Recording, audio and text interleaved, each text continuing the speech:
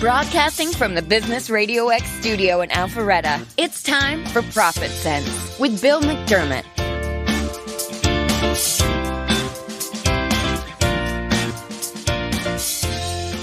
Good morning. Welcome to ProfitSense. This podcast dives into the stories behind some of Atlanta's successful businesses and business owners and the professionals that advise them. We help local business leaders get the word out about the important work they're doing to serve their market, their community, and their profession. I'm your host, Bill McDermott, and this show is presented by McDermott Financial Solutions. McDermott Financial helps business owners with profitability coaching, finding financing, and providing business financial physicals on their businesses.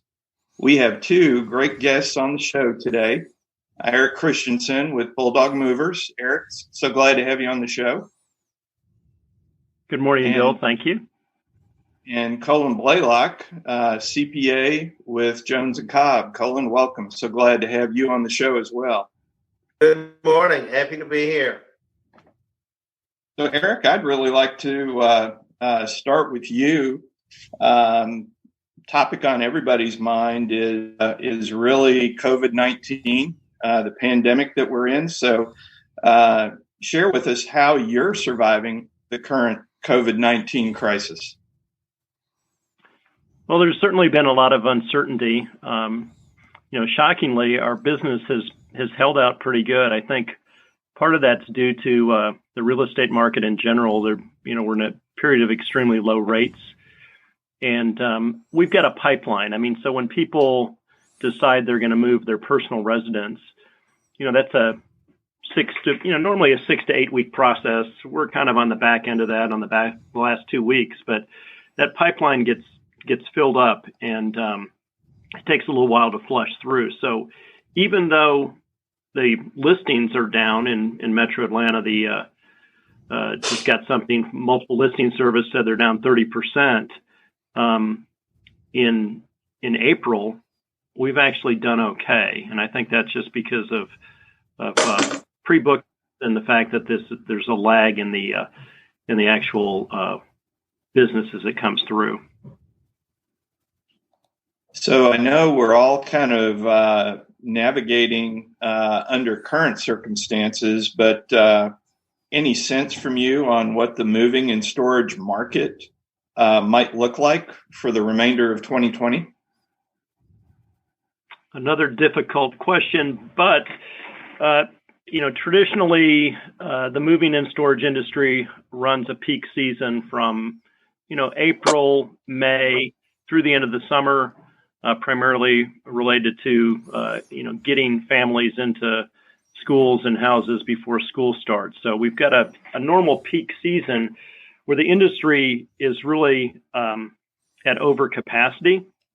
And so that works to our favor, the fact that we've got the an overcapacity situation where really there aren't enough movers in the summertime. In the winter, there's too many, and in the summertime, there aren't enough to get all the work done. So I'm also president of the Georgia Movers Association, so I stay pretty close to how everybody else is doing, and I think that that's going to help us get through COVID. What the fall holds, I have no idea. Eventually we got to get back to work, or we're all going to be in trouble.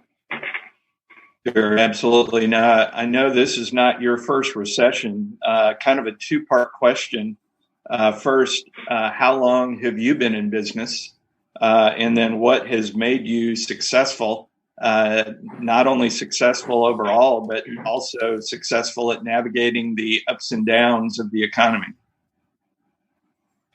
Well, I acquired Bulldog in 2003, and one of the reasons I bought it is I'm a former CPA, a recovering CPA, I guess, and so in the Journal of Accountancy, the ASCPA trade magazine, it said that how important a brand was. Having a brand is very important. And so Bulldog became available, and I thought, well, that sounds like a great brand here in Georgia. And that was the primary reason I bought it.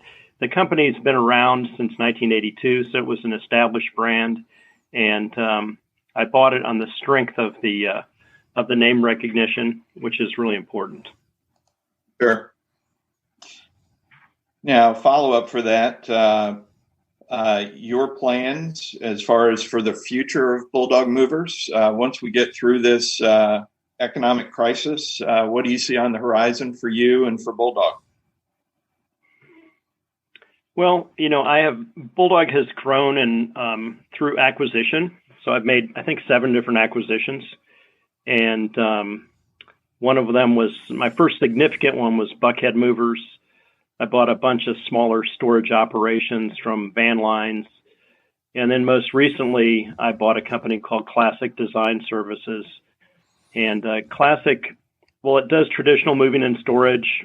It also does decorator and designer receiving, shipping, installation. And as part of Classic, I also bought their fine arts business, which is called CV Fine Arts. And so in that business, we do installation of fine arts, we do storage of fine arts, and it's a pretty small market, but it fits in nicely with Bulldog, Buckhead, and Classic because in a lot of cases, people want installation services for their art. We hang TVs. We do other things that traditional moving and storage companies will normally third party out, or they're afraid to do them. So we do a lot of things that other moving and storage companies wouldn't do because they require a degree of expertise that most people don't have. I know you've been in this industry for a long time. I'd also be interested in not only knowing, but also sharing with our listeners, what do you see as the future for moving and storage companies in the U.S.? Well, that's hard. There's been a lot of consolidation in the industry just within the past couple of years. Wheaton Van Lines out of Indiana has acquired Beacons. They acquired another smaller company called Clark and Reed. They acquired Arpin, which is a little bit larger carrier, and they acquired a company out of Saginaw, Stevens. And so they have consolidated, trying to create a network where you can get economies of scale and you can get backhaul on long distance moves. So they're an interstate carrier. The other 2 big van lines are Serva, which is United and Mayflower. Actually, that's Allied North American as Serva, and there's Unigroup, which is United and Mayflower. So you see these brands consolidating down and trying to get economies of scale out of the network itself, and then out of not having to run multiple locations. So they're consolidating down within markets also. And so that's what I see out there. I mean, there's still a great opportunity for small local mom and pop operators, which is, 80 to 90% of the Georgia Movers Association is small operators. Some have one or 2 trucks, some that might run, 10 or 12 trucks. So there's good opportunity. If you provide good service out there, then, you're going to get referrals and you're going to get business.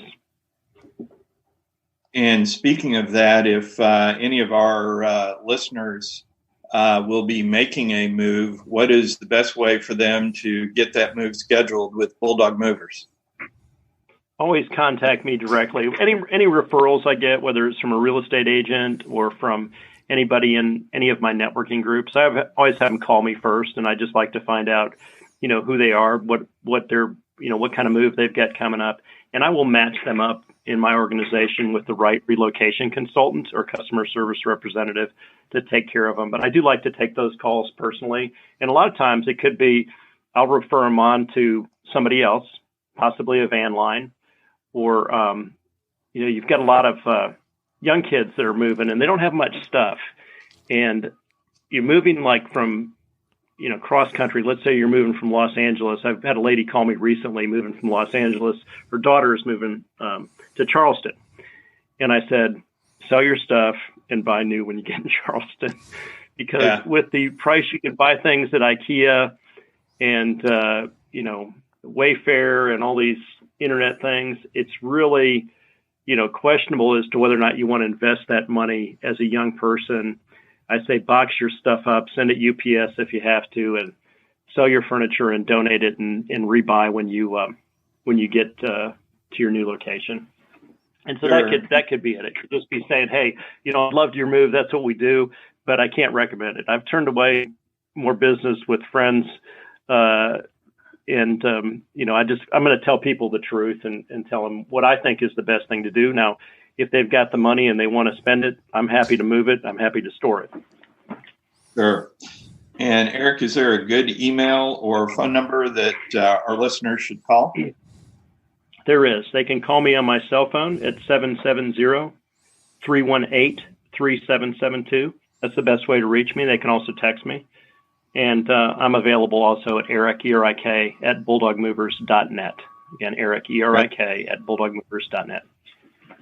Well, Erik, thanks so much, and appreciate our relationship. We've known each other for, I guess the better part of 15 years. I've watched the great work that you've done, and I know if any of our listeners out there are looking for someone to help them move, you're the mover of choice, in my view. Yep. Well, I'll certainly give them good advice, and I'd love to move them. Great. Well, thanks again. I'm going to switch over to Colin Blaylock. Colin and I have also known each other probably even a little bit more than 15 years. But Colin, so excited for you to be on the show today. And certainly accounting is a pertinent topic. So I'm going to just start off asking you, what do you feel like makes your firm, Jones & Kolb, unique as an accounting and CPA firm? Well, I'm sort of like a mosquito nudist colony. I don't know where to start. There's so many different facets of this. There are 6 shareholders. We have experience with international CPA firms all the way down to local firms. I'm a former IRS agent. I'm a recovering revenue agent.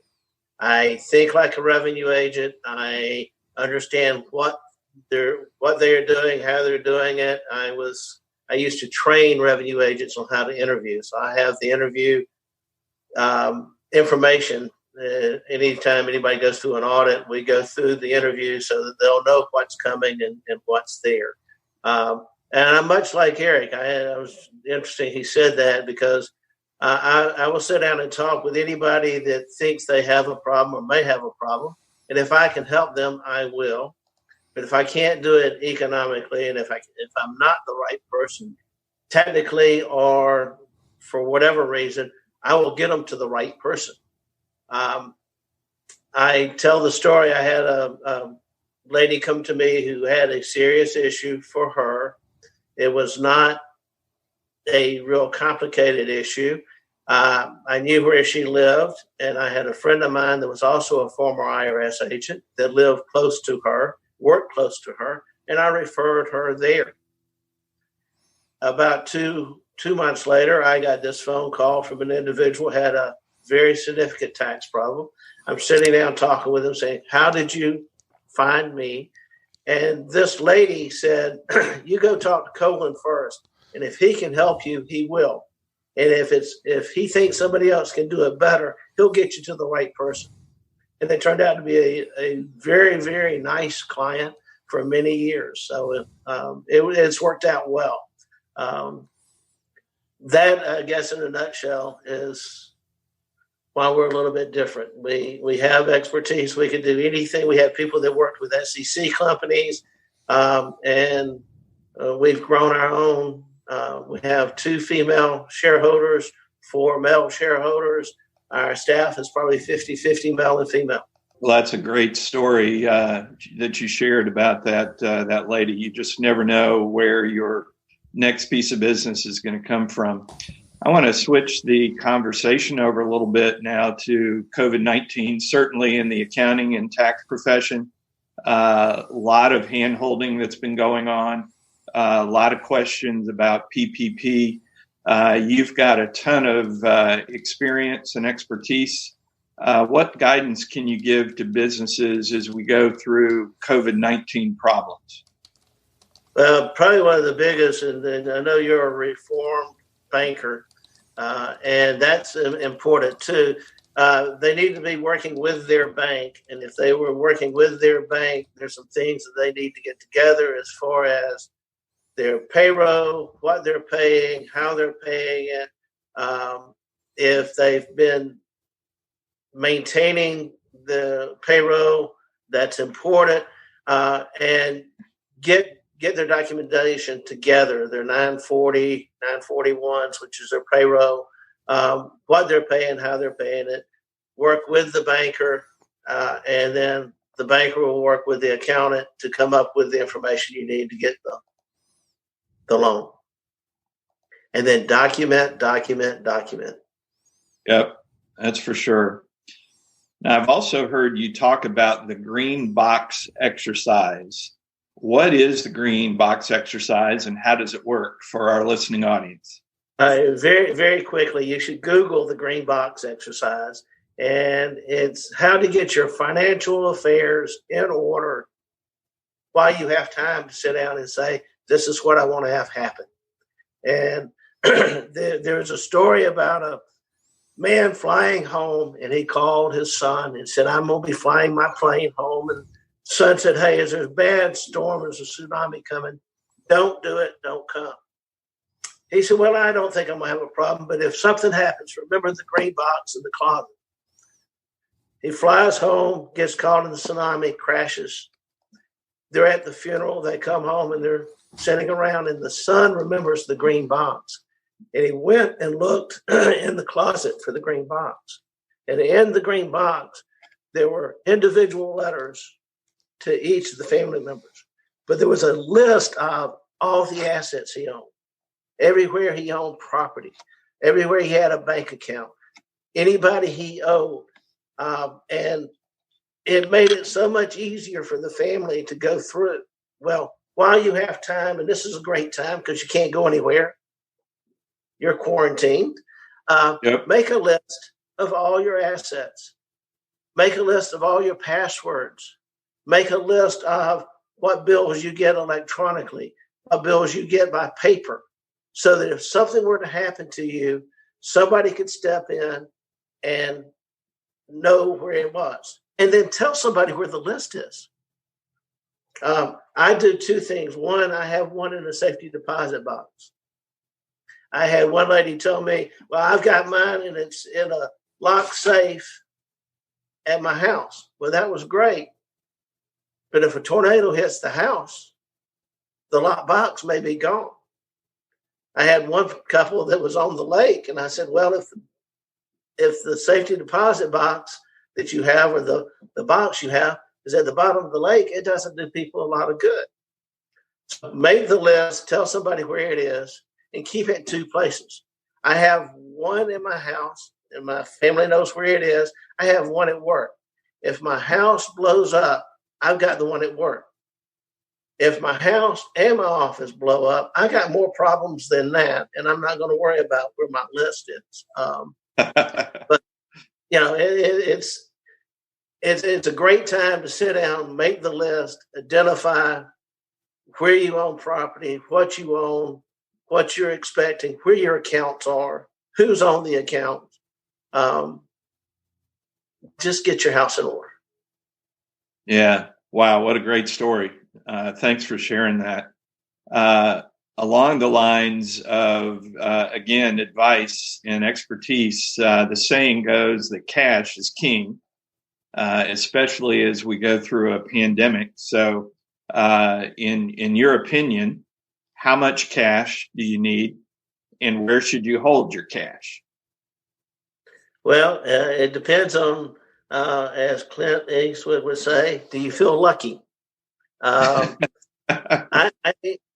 like to have a minimum of 3 months, more a 6-month period of time of the expenditures that you spend on a monthly basis, groceries, mortgage payments, utilities, insurance, health insurance, whatever it is, have 3 to 6 months worth of that in cash that you can get to, that you're not dependent on the market for it to be positive. For example, if you had all that money in the stock market back in November and December, right now you don't want to have to liquidate anything to get to the cash. But if you have it in a money market account or in CDs, somewhere that you can get your funds, if you were to lose your job, you would have money for the next 3 to 6 months to cover expenses. If you decided, hey, I can't do this anymore, and you quit, you've got money for the next 3 to 6 months to decide what you want to do and how you want to do it. And I keep hearing about these people that are 2 weeks from being homeless or 2 weeks from being completely out of money. How do you get that much money? Well, it'd be great if you just took a chunk of money and put it aside, but a lot of people don't have that. But you could start with $25, $50, $100 a month and start putting it into a separate account. And that separate account can be there when you have the problem. Yeah, I have a client that calls that sleep insurance. Having cash in the bank helps him sleep at night. Exactly. I also have people that have an account called STIRS, Screw the IRS. I'm putting the money over here, and I'm going to spend that money on things that I need if I need it. So sleep insurance sounds... So I know you've been speaking on body language for many years. I'm curious, and I'm sure our audience is curious, how did you get introduced to that subject? And then why do you speak on that topic? And by the way, you do it very well because I've seen several of your talks. Well, thank you. Thank you. It's fun. How did I get introduced? I was waiting on my wife to spend a gift certificate at a bookstore, and it was tax season. I did not want a novel. I did not want anything I had to keep up with who was killing who or what was happening. And they had this book that was on sale, and it said, The Secret Language of Success, Getting What You Want. And I opened it up and I scanned a couple of pages. I said, that's sort of interesting. So I bought it for $4.98. And that started me down this road. Every night I would read 15 pages. I would limit myself to 15 pages. I'd go to work and I did not tell anybody I was reading this book. And I'd be sitting there and say, I saw that. I know what you're thinking. I saw that. I know how you're reacting. And I kept doing that all the way through the book. And it was just absolutely amazing. Well, accountants are great problem solvers. They pay attention to the facts. A lot of times they don't pay attention to the body language. They don't pay attention to what somebody's really telling them. So I started doing presentations for CPAs to say, hey, guys, you need to pay attention. And I've read now probably 9 books. I've got 6 of them that are my favorite. The Secret Language of Success by David Lewis was my first one, and it's fun. Probably the neatest one to read was the definitive book on body language by Barbara and Alan Pease. It brings you all the way up through Clinton and his depositions. It's quite interesting. The one that started it all is Telling Lies by Paul Ekman. It is the hardest book I have ever tried to read in my life. If you like calculus, you may like it. If you don't like calculus, I would probably skip that or check it out in the library. You can return it. But it's fun.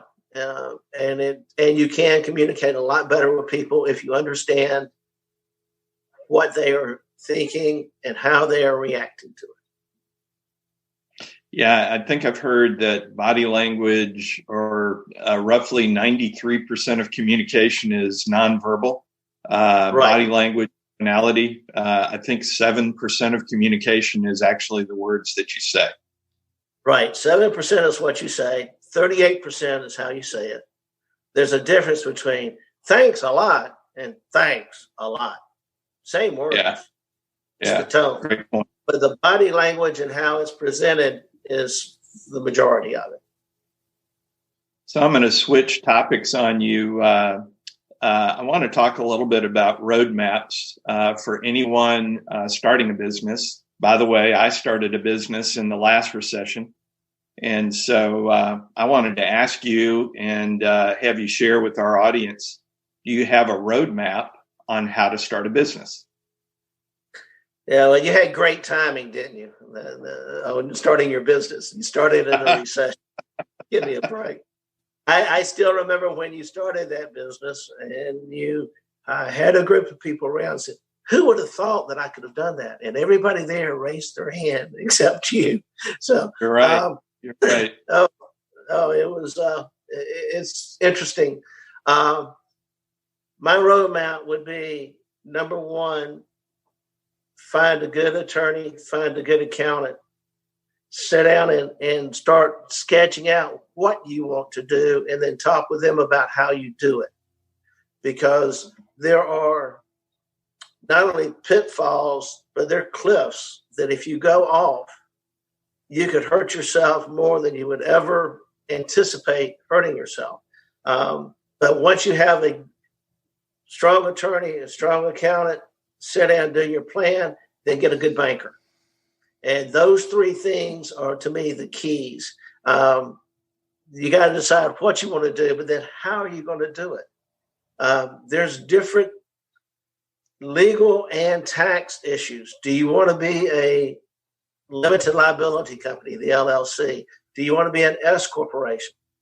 Do you want to be a single member LLC? There's advantages and disadvantages to each one of those.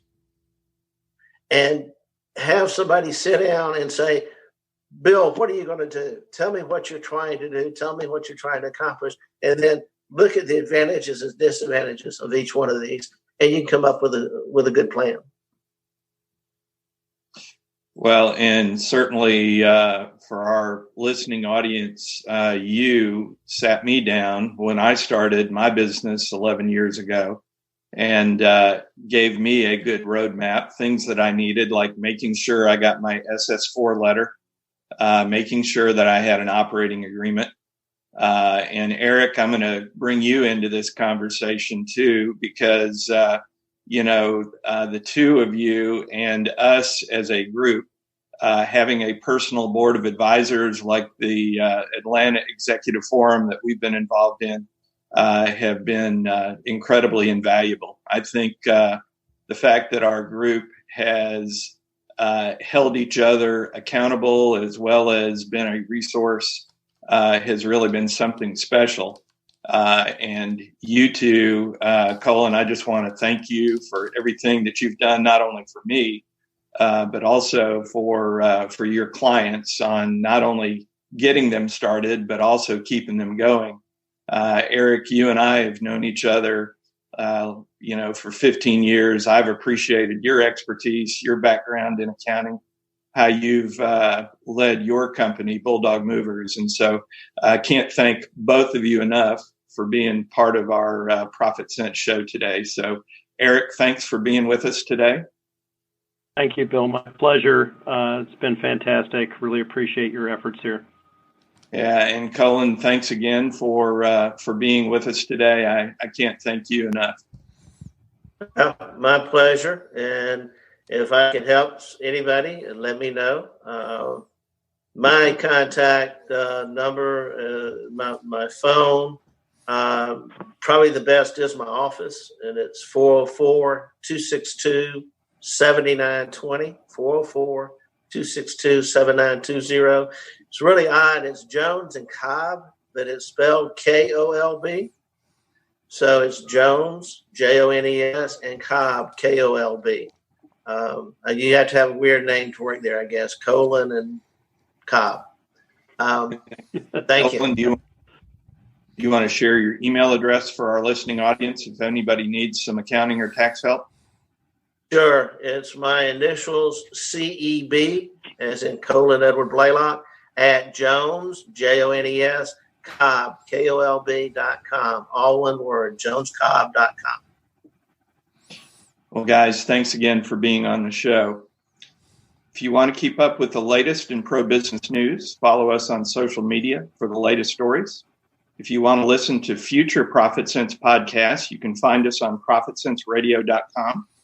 This is ProfitSense with Bill McDermott signing off. Make it a great day.